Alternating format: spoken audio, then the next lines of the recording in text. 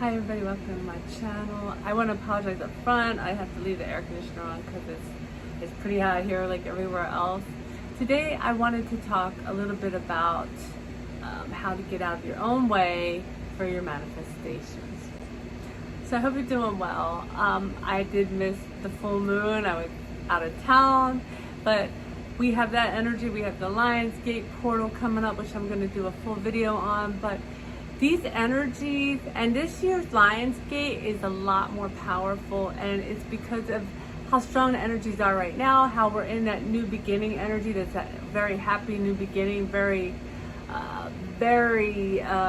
strong happy new beginning after all the work that you put into your inner work. And also the numerology of the Lionsgate, which we'll get into for this year on top of the regular numerology of the Lionsgate. But I also have been channeling, my Archangel Michael has been talking a lot lately to me about the shifting timelines, okay? So timelines are shifting to get you to the place where you are supposed to be at, where the place you've manifested. And it reminds me of, probably most of you are not big fantasy readers or haven't read this, but the Wheel of Time series. And in the Wheel of Time series, the Dragon Reborn goes and he does this thing where he's trying to go to a different place in time, and it shifts until it feels right, and then that's the one he picks. So that's what it feels like to me. Okay, if you could just kind of imagine that, like being at this, I think it was called an Angreal. I love my fantasy work, and it's an Angreal where he uses his power and he does something where it shifts until it feels right for him, and it's almost like a big wheel of course, the Wheel of Time, but so that's what this is feeling like to me. And Archangel Michael is saying, he's been saying there's a lot of fear energy involved too, because when you're going through these shifting timelines, to me says this is really the universe and your higher self really working to move your manifestation into place. And so it's important to not give in to the fears because once you give in to any fears of your own, you're going to invite other fears in.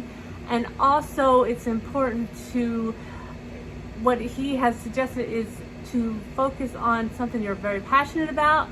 So you go and you stay with things that you're passionate about, so that way you are coming out of your head space and into your heart space.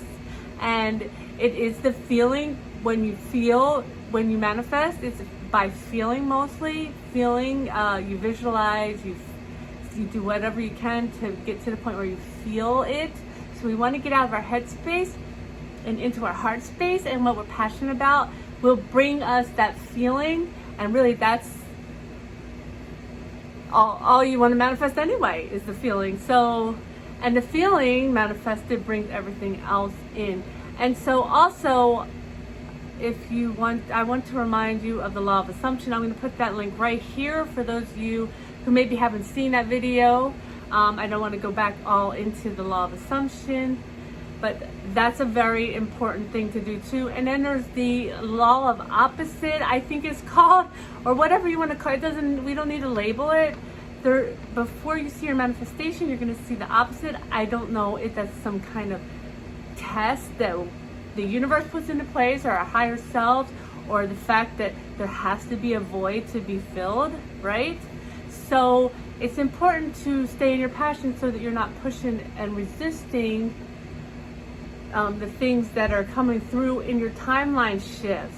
Do you understand? So here comes, oh, that's not what I wanted. That's not what I meant. I don't want this. I don't want this. Can we? No. So you stay in your passion and you observe, you flow, you go with the flow, and you let these timeline shifts go through. Oh, I guess that was a possibility, because there are so many timelines, there are so many possibilities.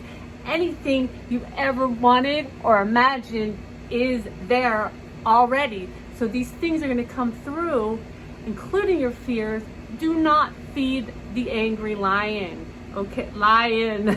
feed the happy lion. And I pulled cards too, and I found them interesting, and I wanted to show you. And I just did this for me, but I thought I'd share it. I just pulled one, what are these called? Oracle card for myself, and it came out rites of passage number 33, right? And the bottom of the deck, which is the overall energy, is new beginnings. So maybe it's a rite of passage to the new beginnings.